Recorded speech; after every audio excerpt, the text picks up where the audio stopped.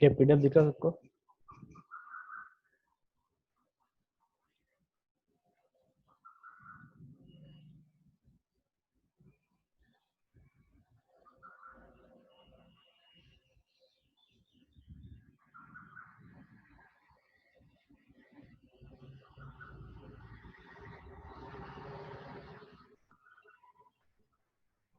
हाँ आशीष बोलो। ठीक,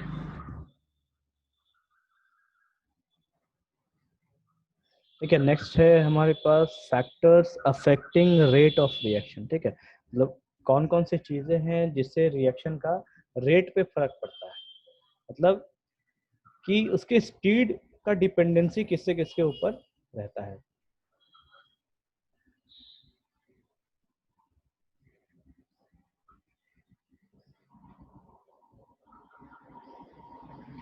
तो देखिए सबसे पहला फैक्टर्स है कि आपका नेचर ऑफ रिएक्टेंट क्या है। ठीक है, नेचर ऑफ रिएक्टेंट कहने का मतलब है या तो वो सॉलिड होगा, सॉलिड और लिक्विड और गैस, ये होता है नेचर ऑफ रिएक्टेंट। ठीक है, सॉलिड होगा चाहे लिक्विड होगा चाहे गैस होगा। अब इस सॉलिड लिक्विड और गैस का क्या फंडा है कि यहाँ पे मॉलिक्यूल साइज भी डिपेंड करता है। ठीक है, दिस मीन्स मॉलिक्यूलर साइज। ठीक, तो हमको पता है कि गैसियस स्टेट में कोई भी चीज ज्यादा रिएक्ट करता है, तो रिएक्ट करने का रीजन ये है कि उसकी जो साइज होते हैं, ठीक है, उस सब्सटेंस के जो साइज होते हैं वो काफी छोटे होते हैं। इस वजह से सॉलिड है, लिक्विड का साइज उससे थोड़ा बड़ा होता है, देन सॉलिड का साइज लिक्विड और गैस दोनों से काफी बड़ा होता है, जिसकी वजह से रिएक्शन काफी स्लो हो जाता है। ठीक है, अब सिंपल एग्जाम्पल हम देख सकते हैं, जैसे आप क्या कीजिए, आप एक सिंपल एग्जांपल ये देख सकते हैं कि अगर C+O2 हमको क्या देगा, CO2, ठीक है, हमको CO2 देगा। तो अगर इस C के जगह, कार्बन की जगह हमने क्या लिया है, कोल, तो कोल हमारा सॉलिड फॉर्म में, वो भी बड़े बड़े होते हैं, तो उसको जलाने के वक्त क्या होगा, उसको काफी समय लगता है, ठीक है, टाइम टेकिंग है, आधा घंटा लगे, 1 घंटा लगे, ये समय लगता है। लेकिन उसी जगह पे हमने अगर कोल के जगह पे, सॉरी, कोल के जगह हमने प्योर गैस ले लिया कार्बन का और ऑक्सीजन का गैस रहे, तो दोनों का रिएक्शन फास्ट हो जाता है, ठीक, क्योंकि वो हमको वहां पे एक्स्ट्रा कोई एनर्जी नहीं देना कि हमें पहले कोल को सॉलिड से गैसियस अवस्था में लाना है, तब जाके रिएक्शन देखने को मिलेगा। तो ये फंडा है नेचर ऑफ रिएक्टेंट्स का, ठीक है। तो यहाँ पे मॉलिक्यूलर साइज की जब हम बात करेंगे, तो सबसे पहले मेरे पास क्या चला आएगा कि gas is far more reactive than liquid, उसके बाद सॉलिड, ठीक है। तो ये इसका बेसिक फंडा है नेचर ऑफ रिएक्टेंट के लिए। चलिए देखते हैं टॉपिक में क्या क्या है। सबसे पहला चीज, the rate of reactions in which complex molecules are taking part is slower than those in which simple molecules take part, ठीक है। कॉम्प्लेक्स मॉलिक्यूल्स कहने का मतलब जो बड़े बड़े मॉलिक्यूल्स हैं उसमें रेट काफी स्लो होता है। स्लो होने का रीजन है कि आपको एक टॉपिक पढ़ाऊंगा मैं, स्टेरिक हिंड्रेंस, ठीक है, स्टेरिक हिंड्रेंस पढ़ाऊंगा। ये एक टॉपिक है जो मॉलिक्यूल के बल्कीनेस को बताता है, ठीक है। बल्कीनेस कहने का मतलब मॉलिक्यूल काफी बड़ा होगा। This steric hindrance, this explains bulkiness of molecules and its reactivity, ठीक है। तो इसका फंडा ही यही है कि अगर मॉलिक्यूल बहुत बड़ा हुआ होता है तो उसका रिएक्शन स्लो हो जाता है, मॉलिक्यूल अगर छोटा है तो उसका रिएक्शन फास्ट हो जाता है, ठीक है। Then a chemical reaction involves the rearrangement of atoms, that is breaking and reforming of bonds, ठीक है। केमिकल रिएक्शन में क्या देखने को मिलता है, तो एक बॉन्ड मुझे टूटता हुआ दिखेगा, जैसे रिएक्टेंट्स है तो रिएक्टेंट्स का जो बॉन्ड है वो टूटता हुआ दिखेगा, और जो नया जो प्रोडक्ट बन रहा है उसका बॉन्ड मुझे बनता हुआ दिखेगा। Hence, the rearrangement of molecules involving many bonds is rather slow process, and consequently the rate of reaction is slower, ठीक है। यहाँ पे हमको रीअरेंजमेंट देखने को मिलता है मॉलिक्यूल्स के बॉन्ड्स का, ठीक है। इस वजह से हमको वो जो रिएक्शन है उसका हमको प्रोसेस स्लो देखने को मिलता है, और उस प्रोसेस के स्लो होने की वजह से रेट ऑफ रिएक्शन भी मेरा स्लो हो जाता है। Then physical state of reactants also play key role in determining reaction rates, ठीक है। जो फिजिकल स्टेट है, फिजिकल स्टेट जो मैंने अभी लिखा था, सॉलिड, लिक्विड और गैसियस स्टेट, ठीक है, तो उसके वजह से भी रेट ऑफ रिएक्शन काफी फर्क पड़ता है। जैसे सॉलिड स्टेट है अगर, तो वहां पे रिएक्शन का स्पीड मतलब वेलोसिटी या रेट कहें तो बहुत कम होगा, वो धीरे धीरे धीरे धीरे टाइम लगता है उसको चलने में। जैसे कोयला है वही जल रहा है तो उसको बहुत समय लग रहा है। तो ये हो गया आपका फिजिकल स्टेट। उसी जगह पे कार्बन अगर गैसियस अवस्था में है तो वो रिएक्शन ज्यादा हो जाएगा, ठीक है। Then the greater is the surface area of a solid surface, the faster is the rate of reaction. अगर सरफेस एरिया ज्यादा है तो उसका रिएक्शन भी बढ़ जाता है। देखिए आपने एक चीज पढ़ा होगा कि catalyst is more effective in powdered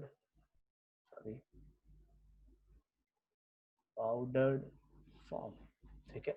catalyst जो है अपने पाउडर फॉर्म में मतलब पिसा हुआ फॉर्म में ज्यादा ही इफेक्टिव होता है। वो इसलिए क्योंकि उसको ज्यादा सरफेस एरिया मिल जाता है रिएक्शन करने के। जैसे मान लो लिक्विड है तो लिक्विड में वो पूरी तरीके से उसके सरफेस पे फैल सकता है, लेकिन उसी जगह पे अगर आप एक ढेला डाल देंगे कैटलिस्ट का तो वो पत्थर क्या होगा कि जाके नीचे सीधा सीधे बैठ जाएगा, तो पूरा का पूरा उसको रिएक्शन मिल नहीं पाता, ठीक है। तो यहाँ मैं लिख दे रहा हूँ catalyst is more effective in powder form, ठीक है, due due to increase in its surface area. ठीक, तो ये बेसिक फंडा है। Then for example, the burning of wood is slower than the burning of a pulverized wood due to increased surface area। ठीक है, pulverise would कहने का मतलब है केमिकली ट्रीटेड वुड कहलाता है वो।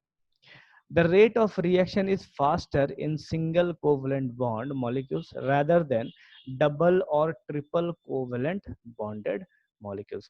रेट ऑफ रिएक्शन जो है वो सिंगल मॉलिक्यूल में ज्यादा देखने को मिलता है, सॉरी सिंगल बॉन्डेड मॉलिक्यूल। जैसे हमारे पास मान लो मीथेन है यहाँ पे, तो यहाँ पे सभी बॉन्ड्स जो हैं वो सिंगल बॉन्डेड है, तो यहाँ पे सिंगल बॉन्ड को तोड़ना काफी आसान होता है।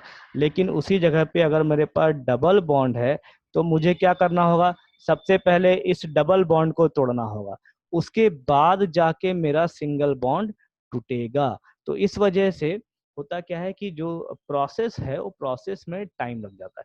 तो ये कहा क्या गया है कि सिंगल कोवलेंट बॉन्ड मॉलिक्यूल्स में हमको स्पीड ज्यादा देखने को मिलता है, डबल कोवलेंट बॉन्ड और ट्रिपल कोवलेंट बॉन्ड मॉलिक्यूल में हमको स्पीड कम देखने को मिलता है। चलिए ये पॉइंट पढ़ लीजिए आप, फिर आगे बढ़ेंगे। ये पॉइंट पढ़ लीजिए, देखिए कोई डाउट है तो पूछ लीजिए, तो फिर आगे बढ़ेंगे।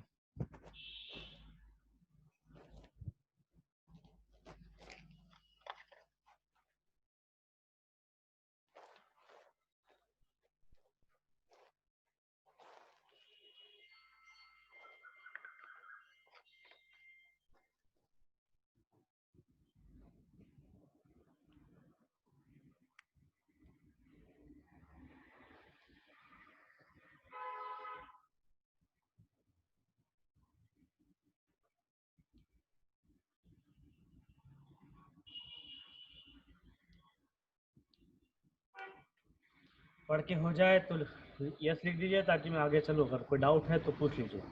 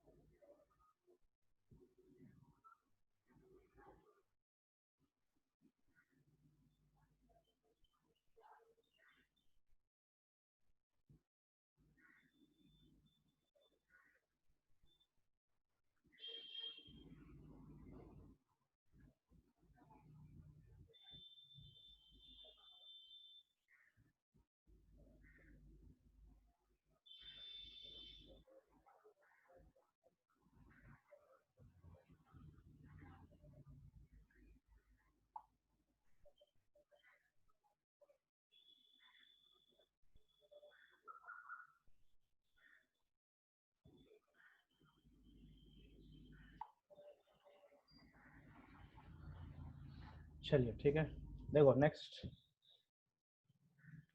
ओके, नेक्स्ट है कंसंट्रेशन। ठीक है, अब देखो सबसे पहले मैं आपको ग्राफ समझाता हूँ, ग्राफ समझा दूंगा तो आपको सब कुछ समझ में चला आएगा। देखिए ग्राफ है, ग्राफ में क्या हमको देखने को मिल रहा है कि एक तरफ मैंने रेट लिखा है, एक तरफ टाइम लिखा है। अब जब यहाँ पे है तो ये जो कंडीशन है, ये कंडीशन है रिएक्टेंट्स का, मतलब ये वाला A प्लस बी वाला। ठीक है, तो A प्लस बी कब है, जब यहाँ पे इस जगह पे T मेरे पास 0 है। ठीक, तो जब T बराबर 0 है, मतलब टाइम जब 0 है, तो उस टाइम मैं कह सकता हूँ रिएक्शन स्टार्ट नहीं हुआ। तो यहाँ पे जो रिएक्टेंट होगा वो मैक्सिमम कंडीशन पे होगा। यहाँ देखो मैं लिख दे रहा हूँ मैक्सिमम। जैसे जैसे समय बढ़ेगा वैसे वैसे रिएक्टेंट किस में कन्वर्ट होगा, तो प्रोडक्ट में कन्वर्ट होना चालू हो जाएगा। तो जैसे जैसे प्रोडक्ट में कन्वर्ट होना चालू हो जाएगा, टाइम बढ़ना चालू हो जाएगा, तो मैं ये कहूँगा कि किसी गिवन टाइम पे यहाँ पे जो प्रोडक्ट है, ये प्रोडक्ट मेरा मैक्सिमम है। किसी गिवन टाइम पे कहूँ या ये कहूँ कि जब मेरा पूरा रिएक्टेंट खत्म हो जाएगा तो मुझे कंप्लीटली प्रोडक्ट मिल जाएगा, और उस समय पे मेरा रेट ऑफ रिएक्शन क्या होगा, मतलब स्पीड ऑफ रिएक्शन उस रिएक्शन के लिए क्या होगा। तो जनरली जैसे जैसे जो हमारा रिएक्टेंट है वो घटेगा, उसका रेट होगा, मतलब जब रिएक्टेंट घट रहा है, कम हो रहा है, तो उसके चलने की कुछ स्पीड होगी। जब प्रोडक्ट मेरा बढ़ रहा है तो उसके भी चलने की कुछ स्पीड होगी। ठीक है, तो यहाँ पे दोनों का रेट ऑफ रिएक्शन मुझे देखने को मिलता है। अब जैसे देखिए मैंने यहाँ लिख रखा है रेट इज इक्वल्स टू के, उसके बाद कंसेंट्रेशन ऑफ ए है और कंसेंट्रेशन ऑफ बी है। ठीक है, यहाँ पे जो रेट है वो दोनों पे डिपेंड करेगा, ए पे भी और बी पे भी। ठीक है, मेरे ख्याल से ग्राफ मैंने आपको पहले भी समझाया, विच इज जो अभी आपको और क्लियर हो जाना चाहिए। ठीक है, देखते हैं क्या लिखा है इसमें। In general the rate of a reaction is directly proportional to the concentration of reactants. तो ये जो रेट है ये डायरेक्टली प्रोपोर्शनल है किसके बीच, तो ए के कंसंट्रेशन और बी के कंसंट्रेशन के ऊपर। ठीक, क्यों, क्योंकि जब रिएक्शन जस्ट स्टार्ट हुआ है तो वहां पे क्या होगा, आपका रेट मैक्सिमम होगा, और लेकिन जैसे जैसे आपका रिएक्टेंट जो है प्रोडक्ट में घटते जाएगा वैसे वैसे आपका रेट भी गिरते चला जाएगा। क्यों, क्योंकि आपका कंसंट्रेशन ही खत्म हो रहा है, तो रेट बढ़ने का सवाल नहीं होता, रेट भी तो गिरना चाहिए। That is the rate increases as the concentration of reactants increases. ठीक है, मतलब अगर यहाँ पे ए प्लस बी है, ठीक, और कुछ समय के बाद ये ए प्लस बी 50% हो जाए, तो मैं अब क्या करूंगा इसमें कि फिर से 10% मैं इसमें ए प्लस बी को ऐड कर दूंगा। तो जो 10% ऐड हुआ है उसके वजह से क्या होगा, यहाँ पे फिर से स्पीड थोड़ा सा बढ़ जाएगा। तो ये यही कहा गया है कि कंसंट्रेशन अगर बढ़ाते हैं तो रेट ऑफ रिएक्शन मतलब स्पीड ऑफ रिएक्शन फिर से बढ़ना ही चाहिए। Then for gaseous reactions, rate is proportional to the partial pressures of reactants। ठीक है, तो यहाँ पे जो कंसंट्रेशन की हम बात कर रहे हैं ये सॉलिड और लिक्विड के लिए है। जब हम गैसियस रिएक्शन से डील करेंगे तो वहाँ पे हमको पार्शियल प्रेशर से डील करना होगा। मैंने आपको पार्शियल प्रेशर पढ़ाया है, ठीक है, पार्शियल प्रेशर आपको बताया है मैंने सॉल्यूशंस में। तो पार्शियल प्रेशर जैसे जैसे बढ़ेगा गैसेस का वैसे वैसे रेट भी बढ़ेगा।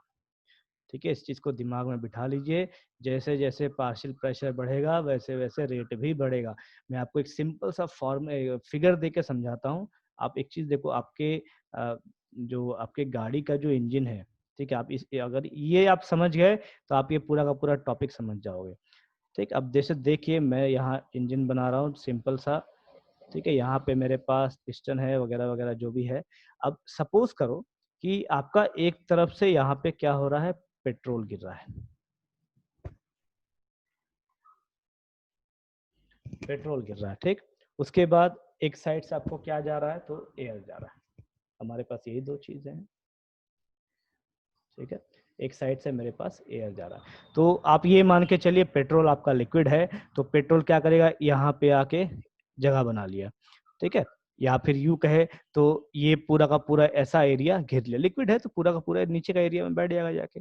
अब थोड़ी देर बाद क्या होगा, तो एयर आ रहा है, फिर हम क्या कर रहे हैं उसमें, तो यहाँ पे क्या होता है, ये जो पिस्टन है ये अपने वजन के वजह से यहाँ पे क्या करता है, तो प्रेशर जनरेट करता है। ठीक है, मैं यहाँ लिख रहा हूँ, प्रेशर जनरेट करता है।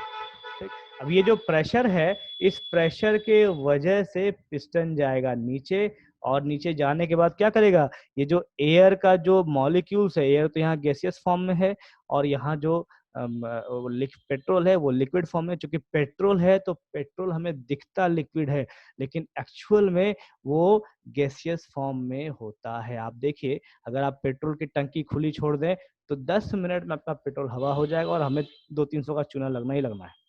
ठीक, तो इस वजह से होता क्या, जब हम प्रेशर बढ़ाते हैं तो प्रेशर बढ़ाने से क्या होगा कि यहाँ पे जो भी इनके मॉलिक्यूल्स हैं, गैसियस मॉलिक्यूल जो भी हैं, चाहे वो एयर का कहिए चाहे वो पेट्रोल का कहिए, ठीक है, वो सब क्या करेंगे, आपस में एक दूसरे के नजदीक आएंगे, और नजदीक आने के बाद वहां पे आपको रिएक्शंस ज्यादा देखने को मिल जाएगा। ठीक है, क्योंकि गैसेस गैसेस जो हैं, गैसेस की आपने प्रॉपर्टी पढ़ी है ऑलरेडी, पढ़ा है आप लोगों ने कि गैसेस एक दूसरे से दूर भागना चाहते हैं। तो दूर क्यों भागना चाहते हैं भाई? रीजन ये है कि उन सब में हाई एनर्जी होता है, इस वजह से वो एक दूसरे को दूर भगाते हैं अपने से। लेकिन जब हम प्रेशर अप्लाई कर रहे हैं तो वहां पे हो क्या रहा है, सब एक दूसरे के नजदीक चला आता है। तो कहता क्या है, for any gaseous reaction rate is directly proportional to partial pressure. तो मैं लिखूंगा कैसे इसको, rate is directly proportional to partial pressure of A. ठीक है, ध्यान से देखिए, पार्शियल प्रेशर ऑफ ए और पार्शियल प्रेशर ऑफ बी। तो यहाँ पे पार्शियल प्रेशर ऑफ ए क्या हो जाएगा, ये इसका मैं नाम दे दे रहा हूं पेट्रोल। ठीक है, और इसका मैं नाम दे दे रहा हूं एयर। ठीक, क्योंकि यहाँ पे जो प्रेशर है वो एयर और पेट्रोल का ही है, इस वजह से हमारा रिएक्शन ऐसे बदल जाएगा। तो हमने यहाँ पे क्या लिया, हमने यहाँ पे लिया कंसंट्रेशन। ठीक है, और हमने गैसेज में क्या लिया, तो यहाँ हमने लिया प्रेशर। क्लियर है सबको? ये कंसंट्रेशन का टर्म क्लियर है? चलिए आप एक बार देख लीजिए इसको, मैं कुछ नहीं मिटा रहा हूँ बोर्ड से, आप एक बार सब देख लीजिए, उसके बाद बताइए क्लियर है कि नहीं।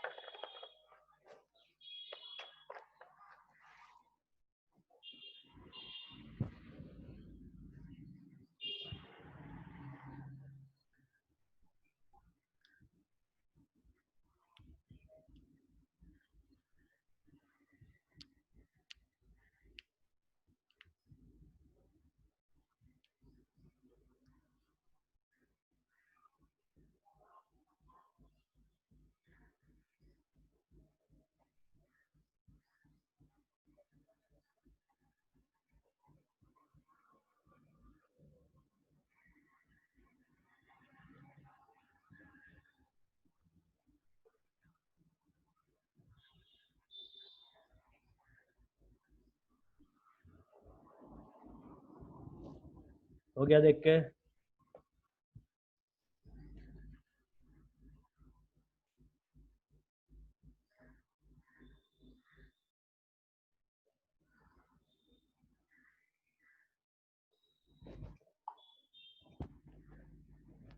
ठीक,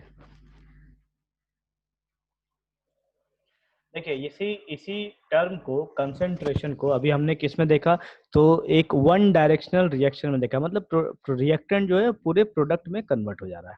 अब हम क्या करेंगे, इसको देखेंगे इक्विलिब्रियम रिएक्शन, मतलब रिवर्सिबल रिएक्शन के लिए अब हम देखेंगे कि जो रेट है वो कैसे इफेक्ट करता है, मतलब कॉन्सेंट्रेशन कैसे इफेक्टिव रहता है। ठीक है, तो मैं इसको वापस आपको ग्राफ में समझाता हूँ। देखिए एक रिवर्सिबल रिएक्शन है ए प्लस बी और सी प्लस डी का। ठीक, तो रेट मैंने लिखा है, rate of forward reaction is equal to K F A और B, rate of backward reaction is equal to K B C और डी। ठीक है, यहाँ पे जो के एफ है ये फॉरवर्ड रिएक्शन का कोएफिशिएंट है, और के बी जो है ये बैकवर्ड रिएक्शन के लिए कोएफिशिएंट है, या यू कहे तो रेट कांस्टेंट है। ठीक है, अब देखिए मैं चले आता हूँ ग्राफ में। तो हमने ऑलरेडी पहले ये ग्राफ पढ़ रखा है, मैंने सिर्फ इसको थोड़ा एक्सटेंड किया है ग्राफ को। अब देखो स्टार्टिंग में यहाँ पे मेरे पास रिएक्टेंट होगा, मतलब ए और बी होगा, यहाँ पे ए और बी मैक्सिमम होगा, तो उसी जगह पे यहाँ पे प्रोडक्ट मेरा जीरो होगा। ठीक है, स्टार्टिंग में जब रिएक्शन चालू हो रहा है, तो चालू हो रहा है या यूं कहे कि जब चालू नहीं हुआ है, टाइम जीरो है, तो रिएक्टेंट 100% है और मेरा प्रोडक्ट 0% है। लेकिन जैसे जैसे मेरा रिएक्शन चालू होगा वैसे वैसे क्या होगा, तो इसका कॉन्सेंट्रेशन डिक्रीज करेगा और इसका कॉन्सेंट्रेशन इंक्रीज करेगा। ये तो हो गई बात कंसंट्रेशन की। क्योंकि ये रिवर्सिबल रिएक्शन है, रिवर्सिबल रिएक्शन, चलो मैं एक एग्जांपल यहाँ लिख दे रहा हूँ, H2 प्लस O2 ये हमको देगा H2O2।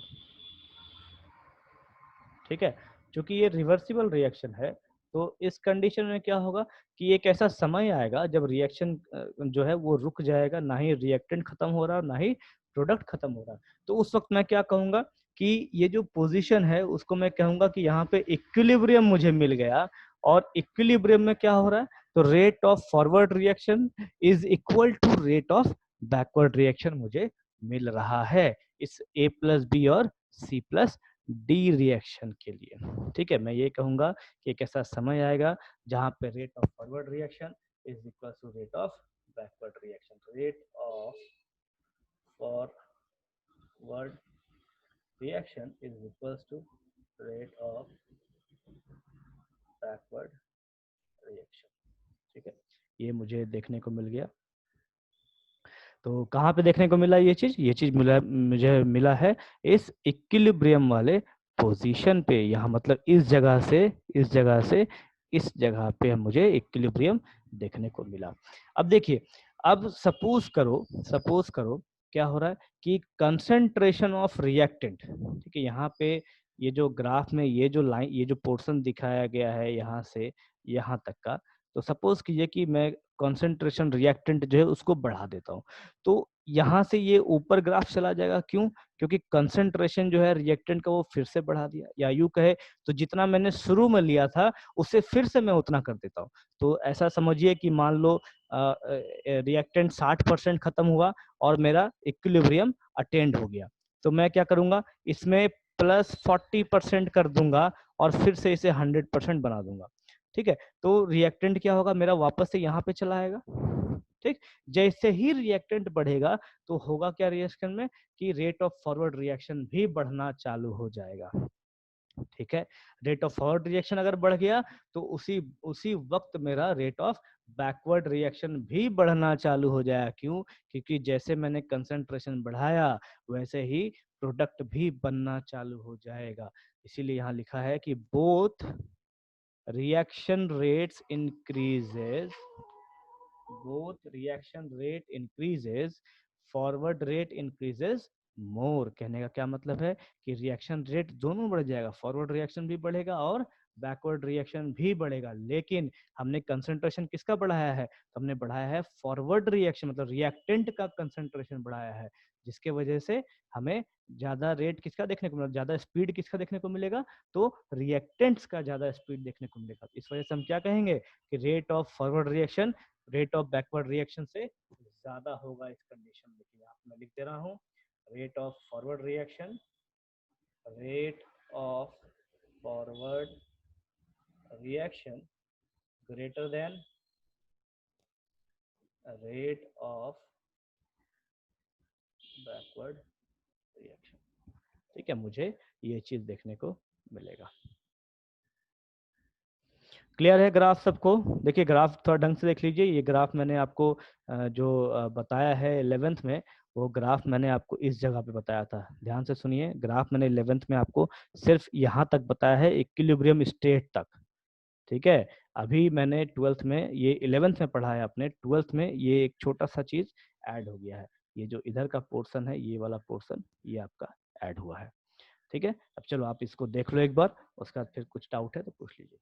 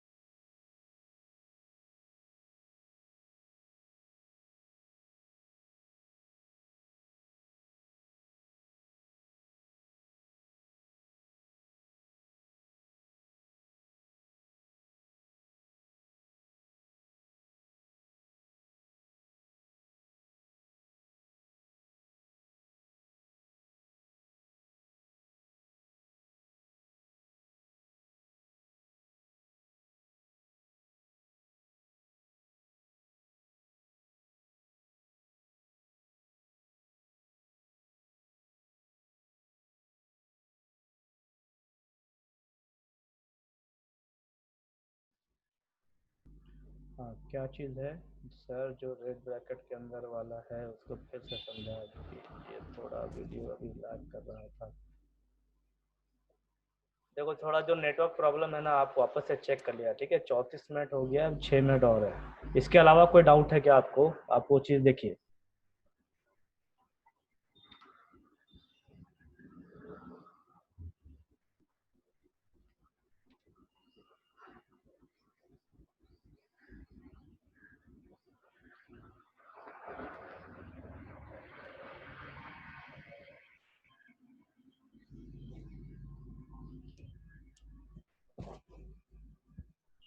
ठीक है, इसके अलावा कोई डाउट नहीं है? अगर वीडियो किसी का लैग करता है या तो वो आप वापस से वीडियो को विजिट करके आप पूरा देख सकते हैं, पूरा समझ सकते हैं। क्योंकि यहाँ मैंने रेड ब्रैकेट बहुत सारा डाला है, ठीक है? तो काफी सारा रेड ब्रैकेट में पूरा का पूरा टॉपिक चला आएगा। चलो नेक्स्ट आगे देखते हैं। नेक्स्ट है हमारे पास इफेक्ट ऑफ कैटलिस्ट। ठीक है, तो इफेक्ट ऑफ कैटलिस्ट कहने का मतलब है किसी भी रिएक्शन में कैटलिस्ट का काम क्या होता है और कैटलिस्ट काम कैसे करता है। तो सबसे पहली बात हमको पता है कि कैटलिस्ट जो है रिएक्शन को चाहे फास्ट करेगा चाहे स्लो करेगा। ठीक है, तो फास्ट और स्लो से मतलब क्या है कि या तो वो उसके स्पीड को बढ़ाएगा या फिर वो उसके स्पीड को घटा देगा। ठीक, मतलब यही होता है। तो सबसे पहला चीज कि अगर पॉजिटिव कैटलिस्ट होगा, अगर पॉजिटिव कैटलिस्ट होगा तो क्या होगा, और अगर नेगेटिव कैटलिस्ट होगा तो क्या होगा। तो हमने जनरली क्या पढ़ा है कि पॉजिटिव कैटलिस्ट जो है वो रिएक्शन के स्पीड को बढ़ाता है। ठीक, तो क्यों बढ़ाता है भाई? बढ़ाने का रीजन भी तो होना चाहिए। तो बढ़ाने का रीजन क्या है कि जो भी रिएक्टेंट है हमारे पास, उसकी एक एक्टिवेशन एनर्जी होती है। ठीक है, उसकी एक स्टार्टिंग एनर्जी होती है जो उसको चाहिए ही चाहिए रिएक्शन करने के लिए। जैसे जैसे देखो, अगर आप बाहर जा रहे हो तो आपके आपको आपकी एक आपका एक क्राइटेरिया होता है। आप क्या सोचते हैं कि मैं अगर कहीं जाऊंगा तो मुझे 1000 रुपये मेरे पास खर्च होने चाहिए। तो आप क्या करेंगे, अपने फादर से वो 1000 रुपये लेंगे। अगर गलती से आपको 900 रुपये मिल जाए तो वो 100 रुपये का जो है वो उतना मुंह आपका फूल जाएगा, सीधा सा बात है। आपको गुस्सा भी आएगा अलग से। ठीक, तो उस गुस्से को आप कैसे निकालेंगे भाई? आप उसको कहीं ना कहीं तो पूर्ति करेंगे। ठीक है, तो यहाँ पे जो एक्टिवेशन एनर्जी है वो क्या चीज है, तो रिएक्टेंट को वो मिनिमम अमाउंट ऑफ एनर्जी चाहिए जिससे कि वो रिएक्शन शो कर सके। जैसे कि आपको मिनिमम अमाउंट रिक्वायरमेंट है 1000 rupees, but you are getting only 900। ठीक है, आपको सिर्फ 900 मिल रहे हैं। तो यहाँ पे भी वही फंडा है कि अगर किसी रिएक्शन को 100 किलो जूल का अगर एनर्जी चाहिए जिससे कि वो रिएक्शन हो सके, और हम कितना दे रहे हैं उसको 90 किलो जूल, तो रिएक्शन संभव नहीं है। तो कैटलिस्ट क्या करता है कि उस 100 किलो जूल को वो नीचे लेके आते हैं 90 किलो जूल में, क्योंकि हमारे पास जो सप्लाई है वो सप्लाई है 90 किलो जूल का ही। ठीक, तो कैटलिस्ट का काम ही यही है कि वो एक्टिवेशन एनर्जी को नीचे लेके आए और रिएक्शन को फास्ट कर सके। तो यहाँ पे देखिए एक सिंपल सा ग्राफ मैंने बनाया है, सिंपल सा एक ग्राफ बनाया है। ग्राफ को आप चेक कीजिए, देखिए। मैं एक मिनट के लिए अपनी बात करता हूँ।